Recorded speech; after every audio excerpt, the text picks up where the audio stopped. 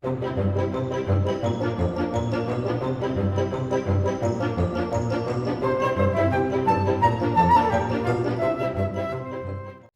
ang manlalakbay at paimon sa Liu Harbor upang salubungin ang Geo Archon bago siya umalis.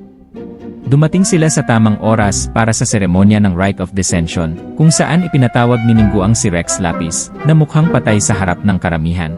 Is upon us.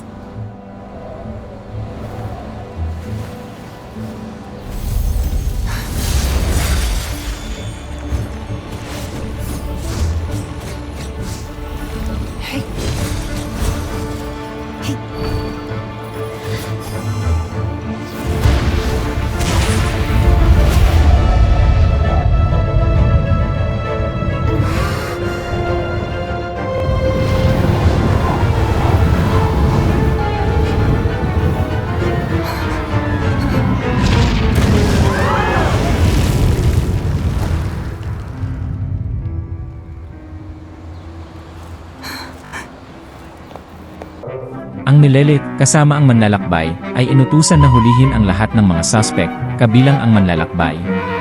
Hindi sinasadyang natapakan ng manlalakbay ang salamin at naalarma ang Milelit ng kanilang presensya.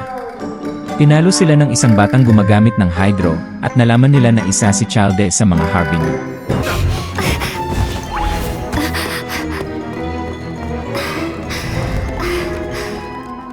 There's nowhere to run! Hey girlie, hold still.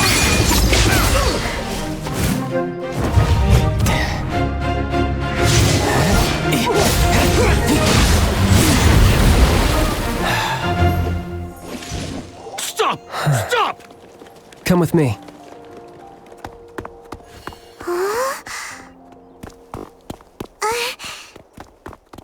Sinabihan sila ni Chalde na linisin ang kanilang pangalan sa pamamagitan ng pagkuha ng salita ng adepti sa harap ng Milieth na napapabalitang nakatira sa Juyon Karst.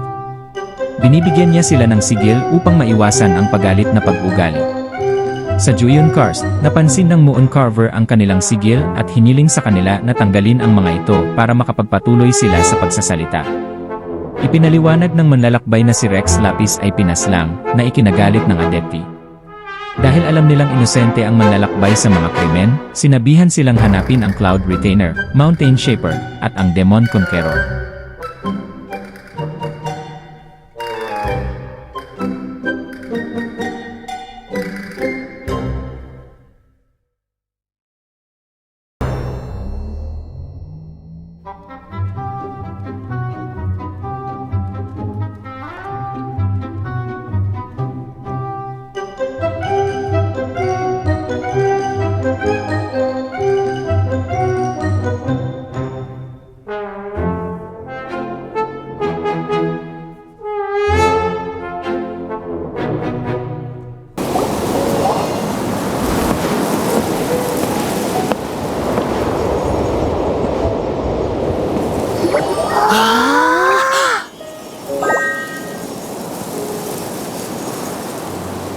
目に見えるものが必ず真実とは限らないぞ。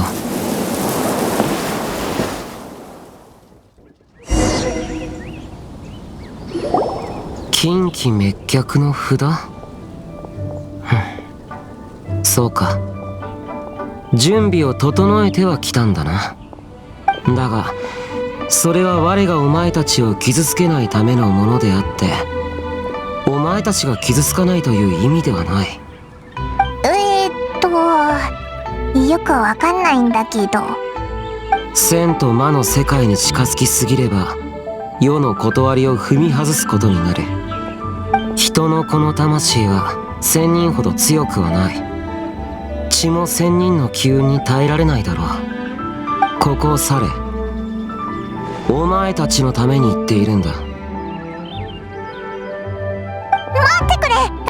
Ang demonyong mananakop ay isang binata na nagngangalang Xiao na mukhang nairita sa kanilang presensya at umalis.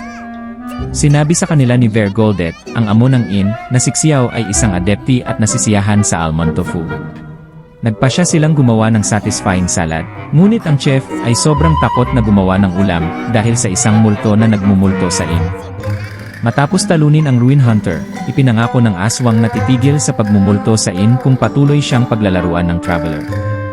Dala ang tofu at salad, naabutan nila si Xiao at sinabi sa kanya ang tungkol sa pagkamatay ni Rex. Ipinaliwanag ni Paimon na ang multo ay isang inosenteng espiritu na hindi makamove on, kaya hiniling niya sa innkeeper at amo na alagaan siya pansamantala. Sa lahat ng tatlong adepti na natagpuan, ipinaalam ng manlalakbay kay Chalde ang pagtanggi ng Liu Kixing na makita ng sinuman ang katawan ni Rex. Hindi sinasadyang binanggit ni Paimon na bumisita sila sa The Seven na pinapansin ni Chalde. Nag-aalok siya na tulungan sila, ngunit kakailanganin ng oras upang makipagkita sa kanyang kontak.